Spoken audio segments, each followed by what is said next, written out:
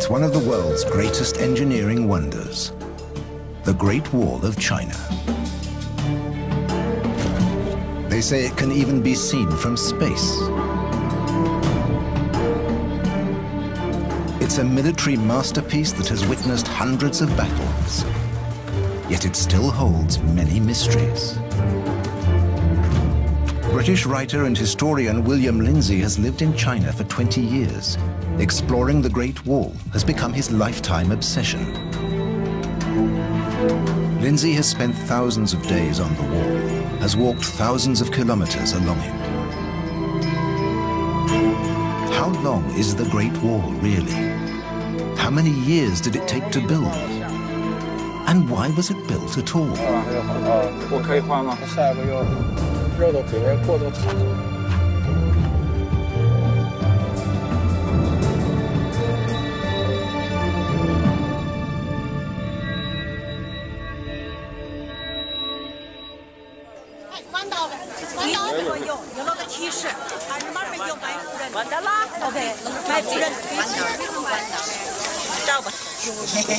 It's only a short trip from Beijing to one of China's most popular attractions.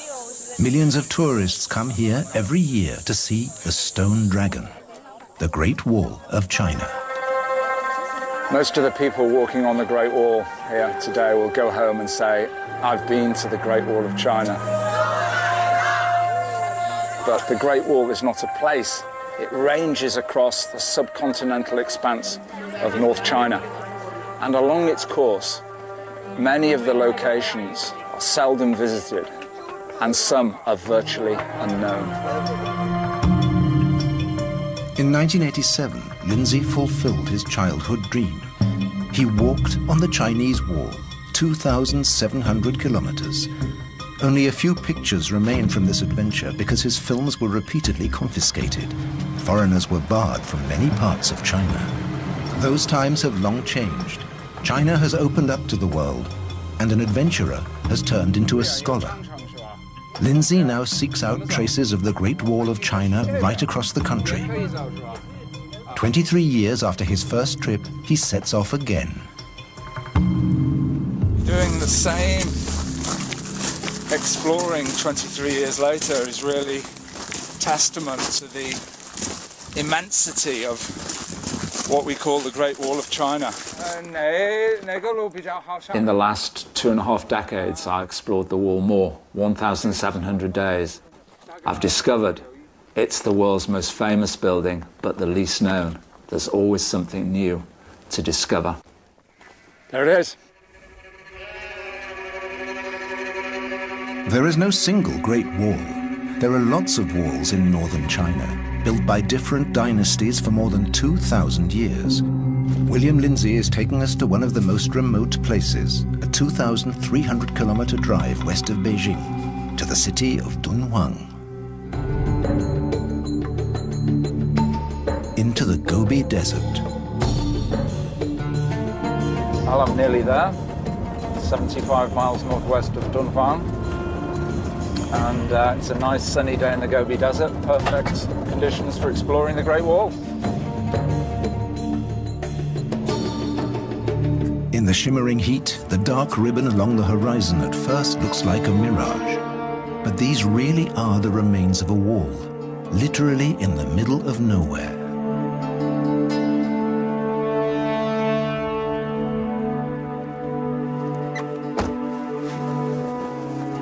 Well, one of the most precious parts of the Great Wall of China. This is the Han Wall, built 2,100 years ago.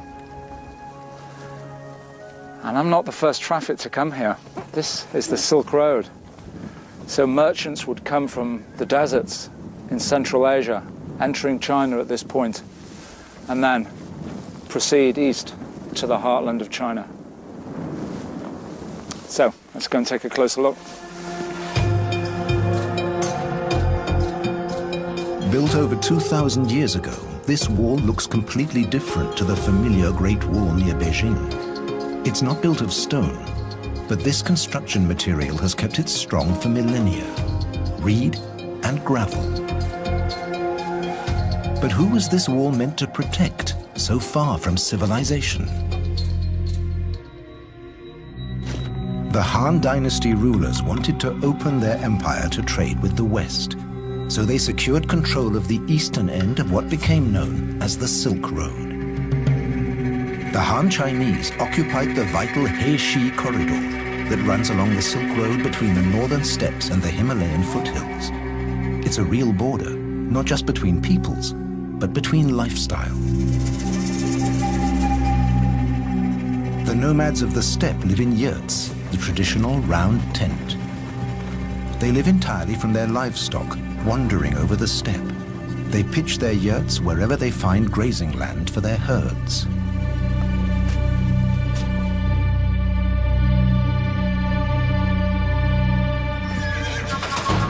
After enduring long, hard winters in the steppes, these nomadic warriors ransack China's northern provinces.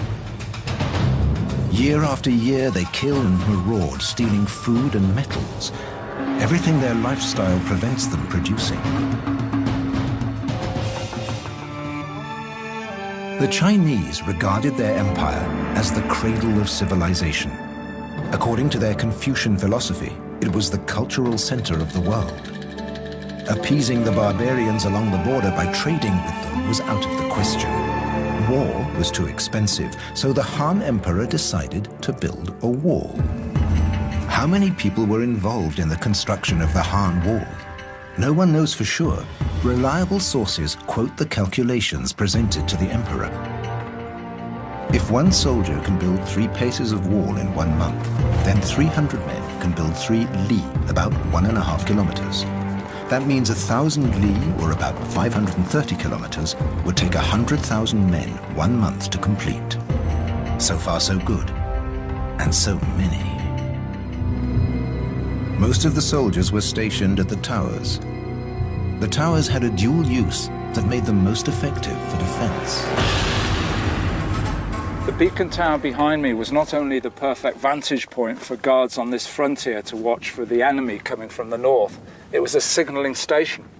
So when the enemy was sighted, this beacon would have been ignited. This is how it worked. As soon as a guard spotted nomadic warriors, he transmitted smoke signals by daylight or beacon fires at night. The alarm was communicated along the wall to garrisons located in the hinterland. How long is the Han Wall? Only recently have Chinese experts started to find out. We've joined the local archaeological survey team who are taking part in a national survey to locate the line of the Han Dynasty Great Wall.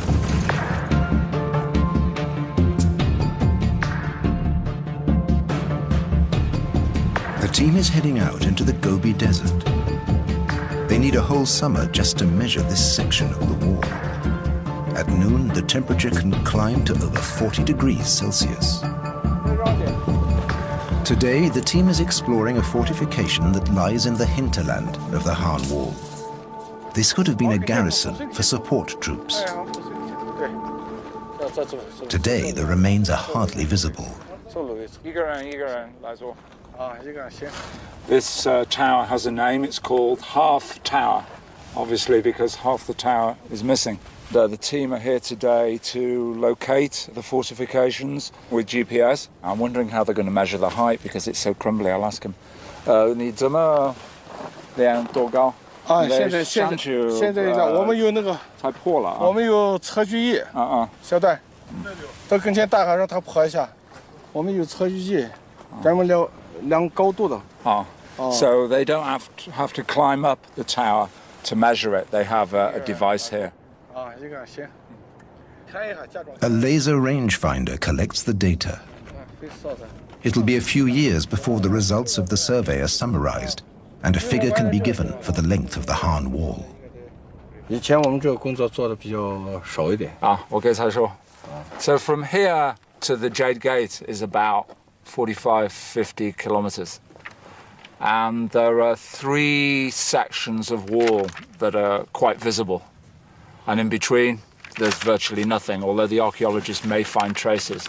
Mr. Yang is very reluctant to give a guesstimate of how many kilometers of Han Wall are standing.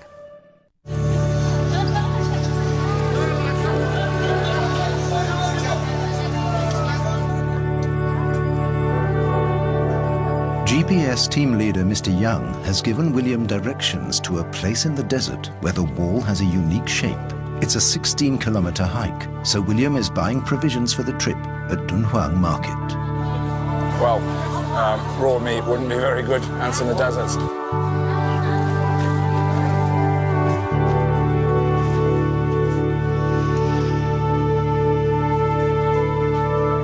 A lot of what he sees doesn't seem too useful for a desert trek, but he finally finds what he needs.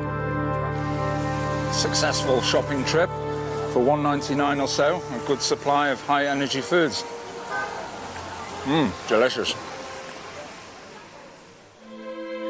Next morning at 5 o'clock, Lindsay sets off for the hike. Lots of satellites around. It's 14.4K. So it's about 9 miles or more. He's not walking alone. In the desert, it would be too dangerous. With him is his Chinese friend Piao Tiejun. Sun coming up there. Yeah. Their GPS says they will reach the unique strip of wall in 5 hours. Let's go.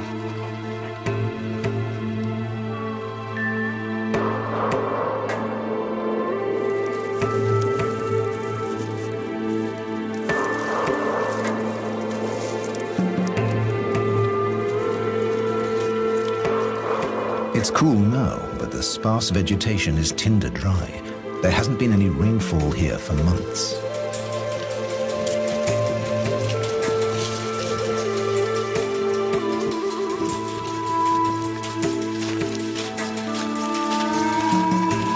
They're walking in a featureless landscape. You can see a solitary tree over there.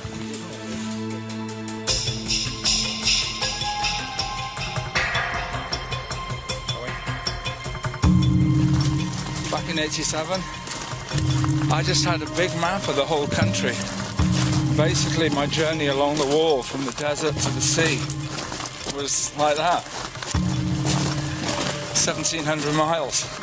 Not the ideal map for hiking across desert grassland.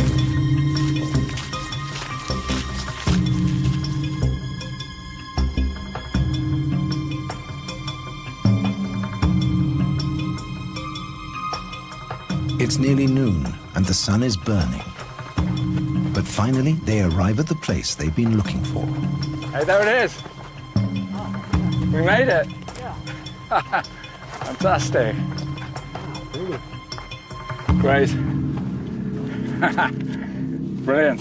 For William, it's already worth the trip, even the 5 hours back. Amazing, eh? Oh, look at that. Fantastic. The best bit.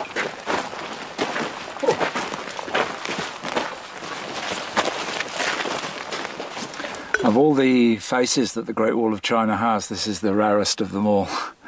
This wall is made of wood. See, there's 6 layers of branches there. And in between, minimal use of the gravel. So I'm really glad I've come here today, well worth a 10-mile trek. Leaving the Dunhuang region and making his way east along the ancient Silk Road, William is aiming for a town called Jiayuguan. The historic site is 5 kilometers out of town. And the best view is from the sky.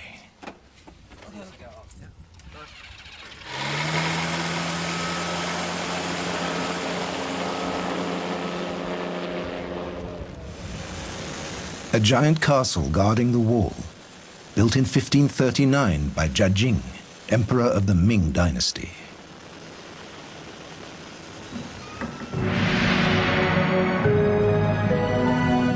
The Ming emperor's contempt for the nomads reached grotesque proportions, with the demand that the character Ji, standing for barbarians, should be written as small as possible.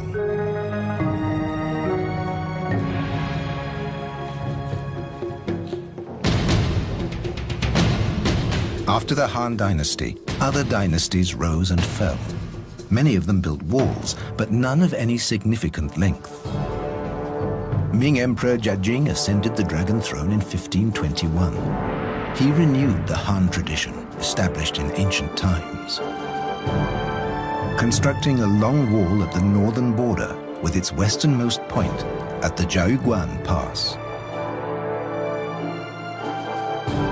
Jiaoguan translates as barrier to the Pleasant Valley, and Pleasant Valley means China. This gigantic fort is built in the foothills of the Himalayas.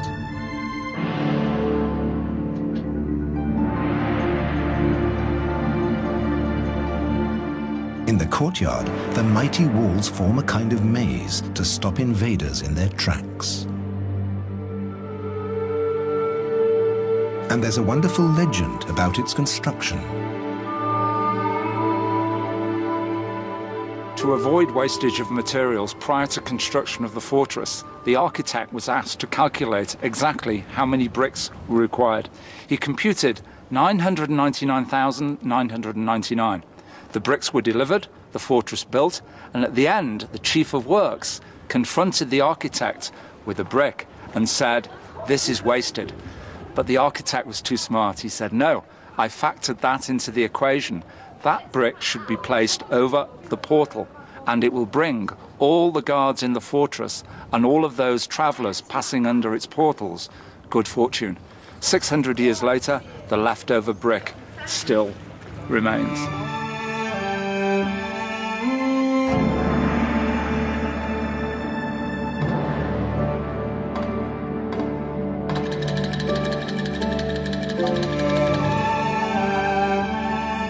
Next to the fort is the starting point of the wall constructed by the Ming.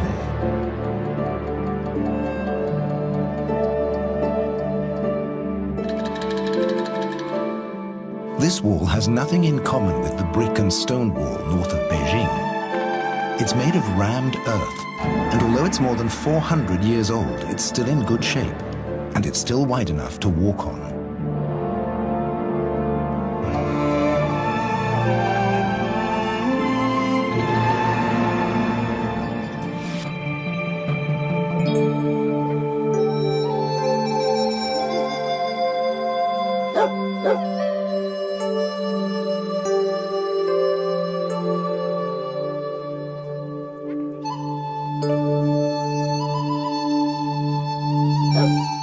On his walks along the walls, William Lindsay soon learned he could count on receiving warm hospitality from the farmers along the way.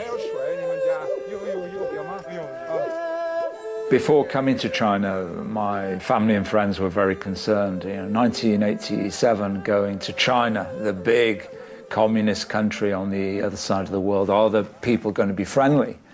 And I didn't have a support crew with me, I depended on farmers. I discovered very early on the farmers were my great allies, even with very little Chinese, but a lot of sign language and smiling. I got what I needed: food, water, shelter. Without them, I couldn't have been successful. Even if many of them can't understand why a foreigner should be so interested in the wall. For them, this is no monument, but simply a part of their village, and one with a perfectly practical use. I was asking him why these holes in the wall. I thought they were nests, but in fact, previously the farms were right up against the wall, so there were wooden beams going into the wall. But the Great Wall experts, the Cultural Heritage Protection Authorities, requested the farmers to destroy those buildings and move back in order to protect the national heritage. If you want to know how Ming Dynasty masons constructed their wall more than 400 years ago, all you have to do is keep your eyes open. Even today, Chinese farmers build walls in the same way their ancestors did. They tamp the earth in a wooden casing. Tamp, put layer on layer. They even sing the traditional folk songs passed down from their forefathers. A house is not complete without a wall around it, says an old Chinese proverb. My friend Chen is building this wall to enclose his compound, so this is the final piece of work. And this is embedded in Chinese architectural tradition. Whether it's a compound, or a village, or a kingdom, it must be enclosed, completely safe.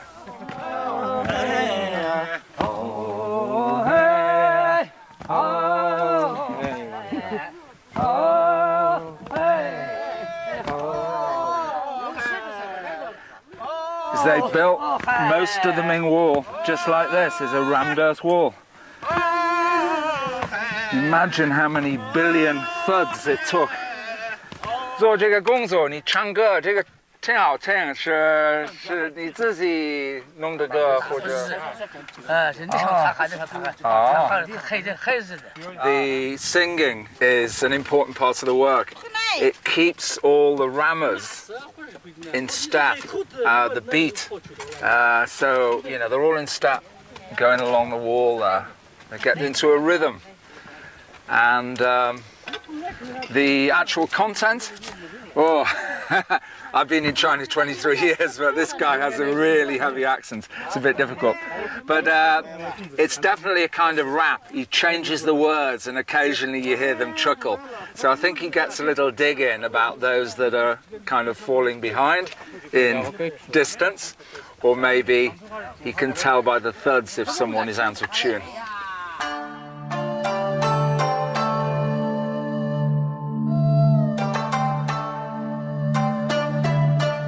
This group of about 20 farmers, mostly women, took a day to erect about 27 meters of wall. We don't know if their ancestors could have worked better or faster. But we do know they would have used the same materials and tools, except for the tractors carrying the clay and the cell phones. 好了好了，挂掉了吧。行了，好了。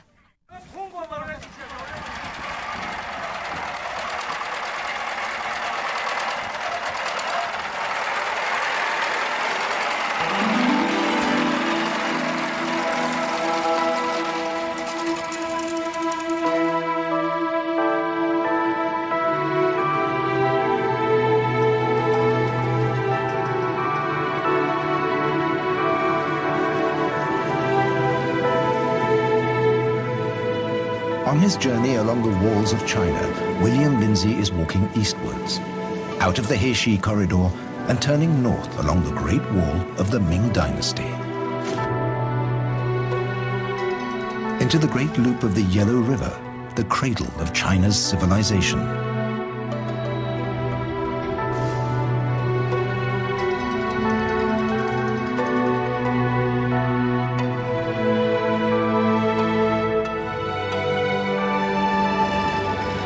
This has always been the gateway for the nomads to enter China. Here, though wind and weather have done their worst, the wall and its towers can still be made out on the crags above the river.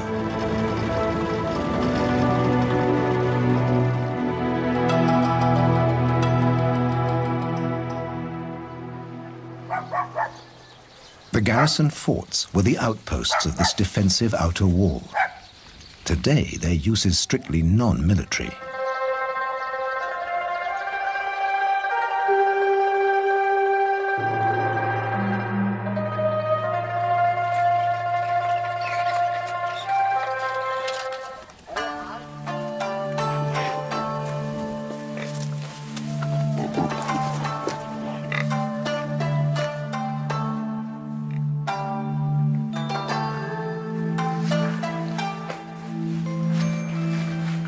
Oh, I love staying in the countryside. This building, it's made of thick blocks of limestone, and on the roof there's turf. And you come here in winter, they've got a good method for keeping you warm. See this? It's not a bed, it's called a kang, K-A-N-G. And they put the fuel under here, light it, they can do the cooking here, and you've got a nice warm bed for the night. So I've got full board and lodging, breakfast tomorrow morning and dinner this evening and lunch coming up soon for less than $10.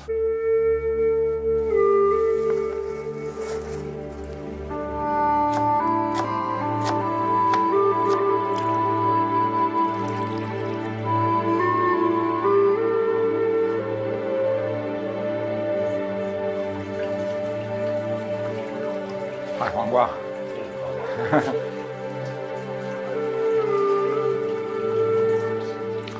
I should apologize for the slurping. It's part and parcel of eating in China. Considered a sound of an appreciation.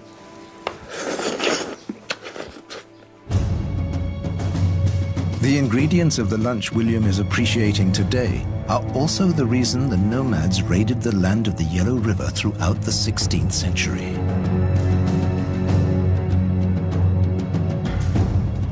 In the year 1549, the barbarians come to plunder.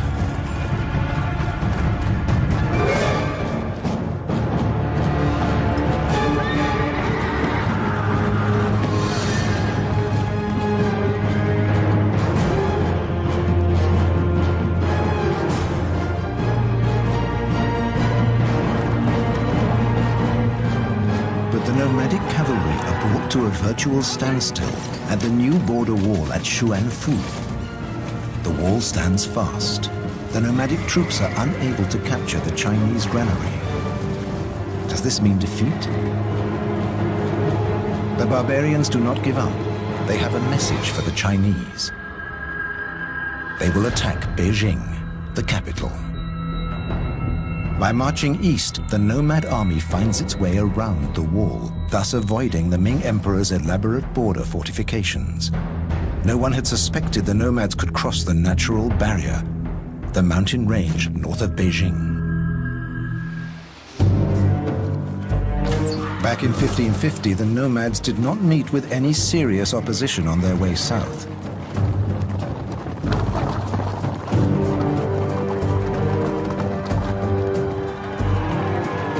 They terrorized Beijing's suburbs for 3 days. They demanded trading rights, leaving the Forbidden City untouched before drawing back to the steppes. After a short period of trading, the Ming Emperor started building a wall of stone north of Beijing. Between the 1550s and 1644, it reached a length of at least 1,200 kilometers. The Stone Dragon, the Chinese Great Wall as the world knows it today.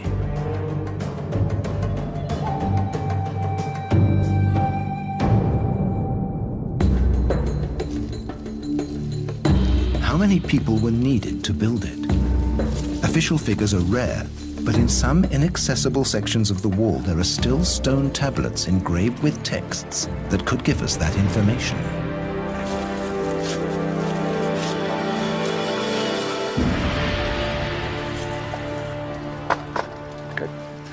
I'm hoping this stone is going to tell me something about when this wall was built, how many people were involved, and mention some place names.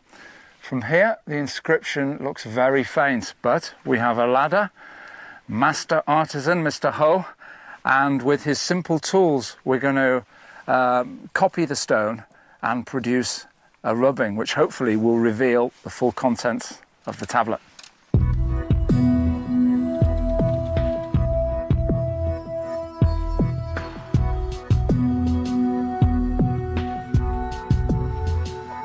This ancient Chinese copying technique starts with gluing a sheet of paper onto the tablet, simply with water. This is step number 1. Step number 2, dazi, translates literally as typing characters. So he's using a brush and he's hammering the paper into the carvings.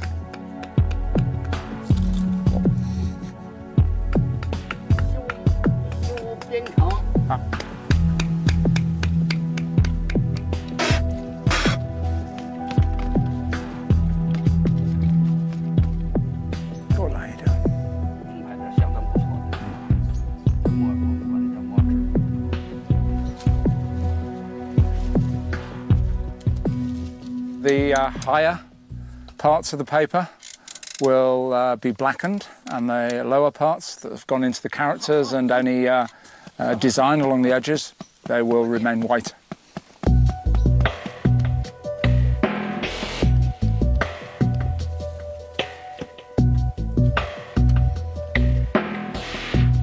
After 3 hours of sponging and drying, Mr. Ho presents his piece of art. It looks like a blueprint, or an old archive document. And he helps William translate the ancient Chinese characters, which today hardly anybody can read. 好像是这个地方，到王时中，王世忠，好，军政，然后这是百户，百户，百户叫扬州，修的第2年冬天修好。This stone is telling us that 2 military officials in charge of 1,100 families put in the effort to build 250 yards of wall in the autumn of 1579. So in terms of very simple arithmetic productivity, we're talking about 4 persons per family, 4,500 people working for 8 to 10 weeks in the autumn of 1579 to build that. Whereas tamped earth walls were built by untrained serfs or peasants, this project required special knowledge. Hundreds of master builders and skilled engineers, thousands of stone cutters and tens of thousands of masons were recruited to build the wall. And another factor led to the costs rising exponentially.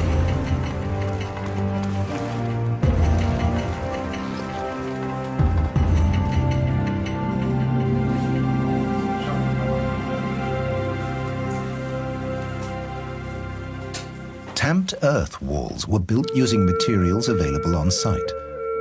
The material for the new wall had to be manufactured before use. The Chinese had devised a network of brick kilns set up near the construction sites.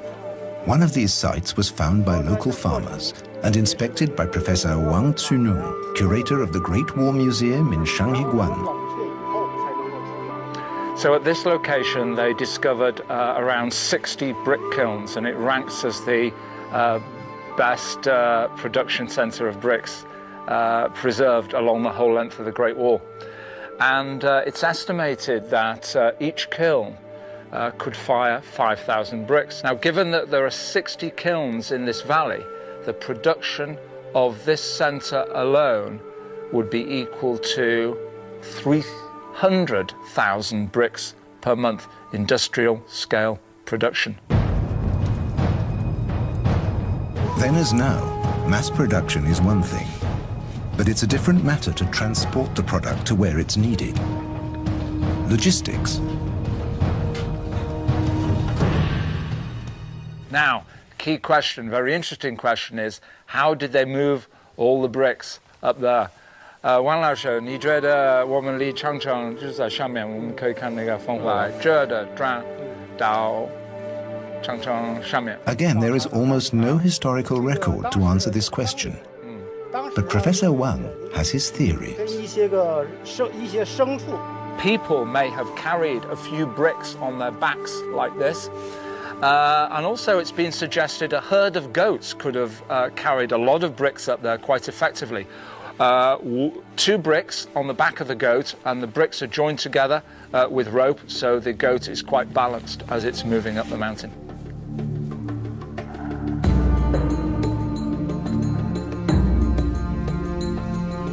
Even without bricks on your back, it's a hard slog up to the wall.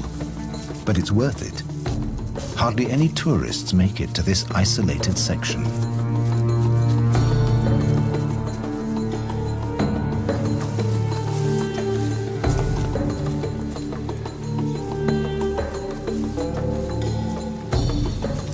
Every time I come up here on these trails, I spare a thought for the builders who had to heave, push all of this building material up here, all these blocks, all of these bricks.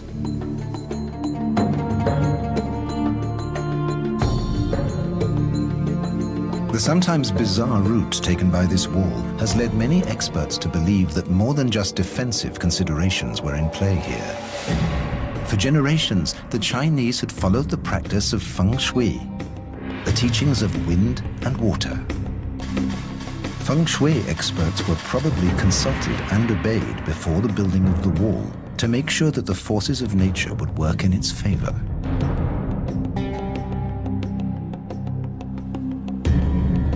Spending his days alone on the wall, Lindsay imagines how the soldiers must have suffered here. Cut off from the world, enduring winds and foul weather, squeezed into bare and cramped quarters for months on end.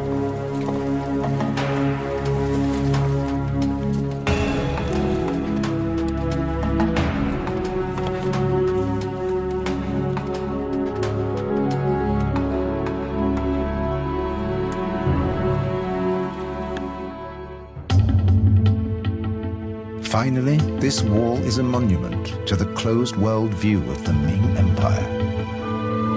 It circumscribed their universe and excluded everything that was foreign. Often scratching around in this rubble, you can find bits of pottery. Not sure what this stone is. This stone looks quite interesting. Maybe a brick in it. Let's have a look.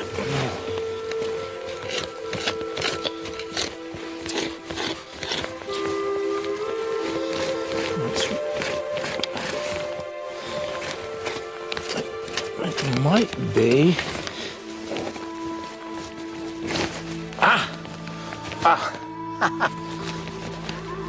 That is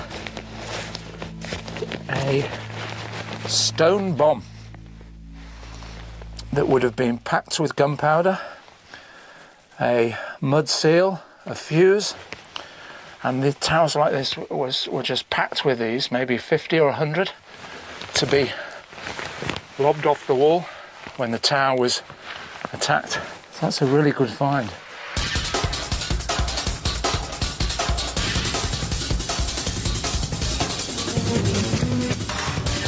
"320 kilometers further east, we find another example of living history. 这是这个山头那个那第一个好的，对，那个比较保证完好那个啊，对对对，那就是我们张家楼，有啊，对。骆家楼。This is Zhang Heshan. His ancestors built the wall here 440 years ago. And close by, towers have other family names like the Chen Tower, the Wang Tower, the Luo Tower. So here we have the family history of the Great Wall still living on 440 years after it was built.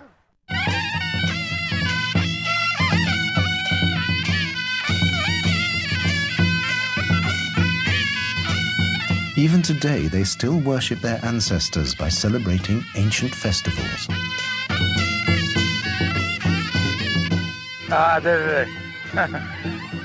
The pig was slaughtered yesterday. Should be quite nice, fresh pork. It would have been a rare moment of relaxation and abundance in a hard life.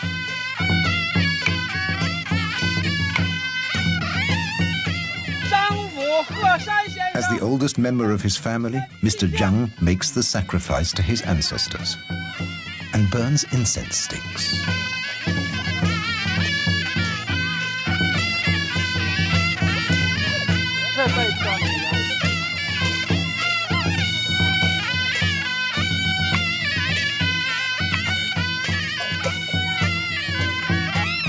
Then the living generations of the Zhang family bow to the dead and to their own great history.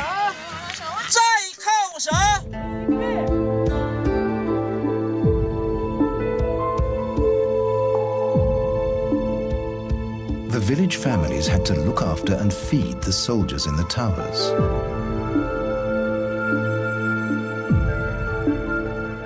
Their takeaway food service survives to this day. Zhang Heshan, the farmer down in Chengxiu village, prepared some delicacies for me to munch on up here after my hike.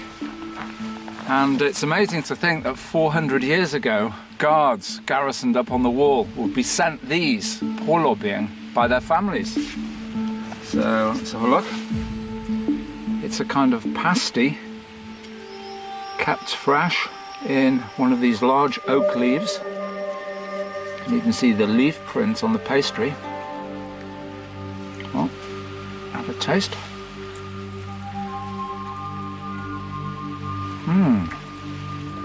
Full of chives. Kind of Chinese hamburger.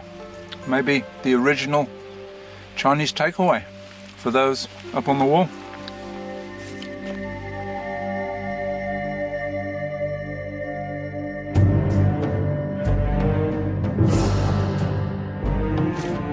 By 1644, just short of 100 years of construction, the most impressive defensive wall ever made by man was finished. However, it was not one single great wall. It comprised a system of several defense lines, from the mountains to the sea. In 2009, after a national survey of the Ming Wall, Chinese officials announced that the total length is 8,850 kilometers. This is the end at Shanghaiguan, meaning Mountain Sea Pass.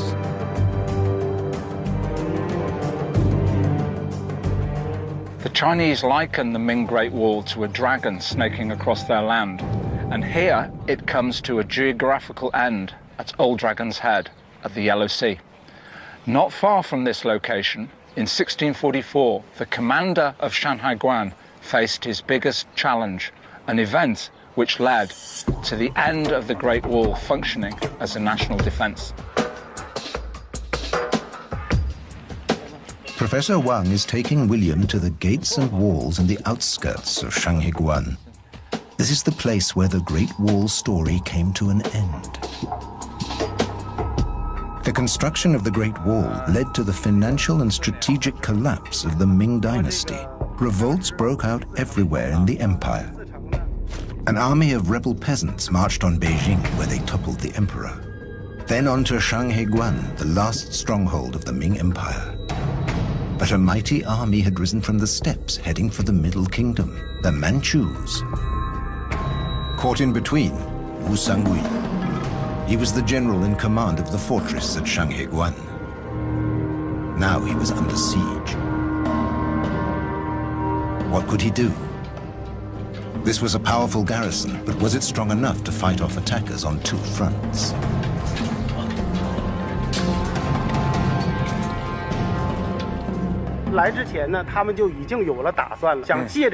Professor Wang Cunong tells William Lindsay the solution he found.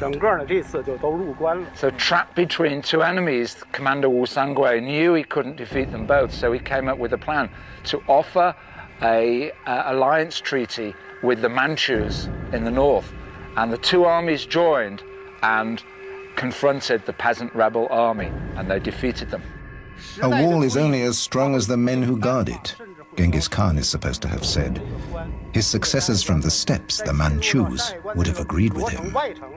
80,000 Manchu soldiers passed through this gate and entered the heartland of China.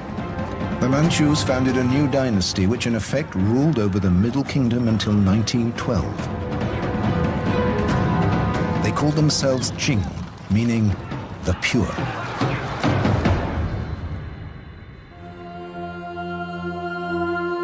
And the Great Wall was of no use anymore. But its story did not come to an end. Even today, nobody knows how long all the Great Walls of China really are. There are still many more walls and stories to be discovered.